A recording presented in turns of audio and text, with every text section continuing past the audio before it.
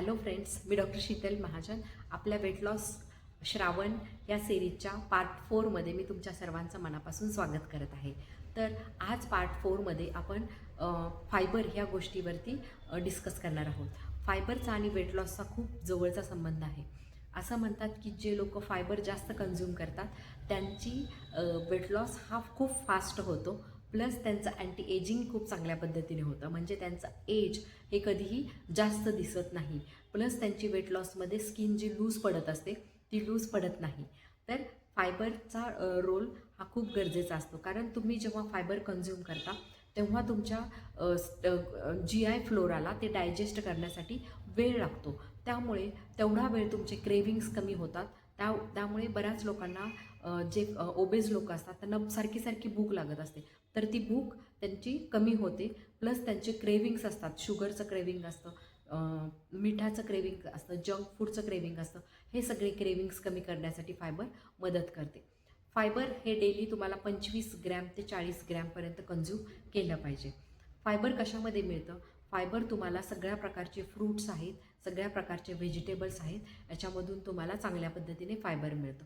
उपवास असताना तुम्ही फायबर कोणतं कन्झ्यूम करू शकता?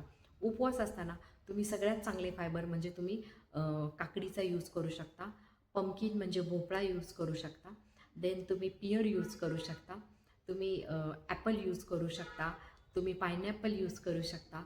पंपकिन हा खूप रिच सोर्स आहे, ज्याच्यामध्ये फायबरही जास्त असतं, प्लस वॉटरही चांगलं असतं. त्यामुळं उपवासामध्ये तुम्ही डेफिनेटली जे काही रेसिपी करणार आहात त्याच्यामध्ये तुम्ही भोपळा यूज करू शकता. प्लस काकडीचे तुम्ही छोटे छोटे पीसेस करून जर त्याच्यामध्ये दही टाकून घेतलं तर त्यानं तुमची बऱ्यापैकी निम्मी भूक तिथे कव्हरअप होते, प्लस बॉडीला फायबर मिळतं. फायबरचा रोल इम्पॉर्टंट का आहे? कारण फायबरमुळे तुमच्या शरीराला सगळे पाहिजे असलेले व्हिटॅमिन्स मिळतात.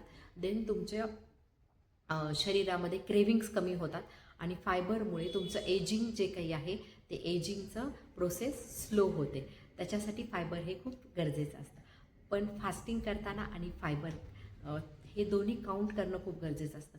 फायबर तुम्ही घेत आहात त्यावेळेस तुमचं वॉटर इनटेकही तुम्हाला चेक करायचं आहे, कारण फायबरमुळे काय होतं, तुमचं स्टमक फुल होतं आणि तुमची तहानही कमी होते. तर ज्या लास्ट सेशनमध्ये मी जसं सांगितलं आहे तसं तुम्हाला तुमचं पाणीही काउंट करून घेतलं पाहिजे. Definitely this is from my side and stay tuned for last 2 parts which are very important. So bye and take care.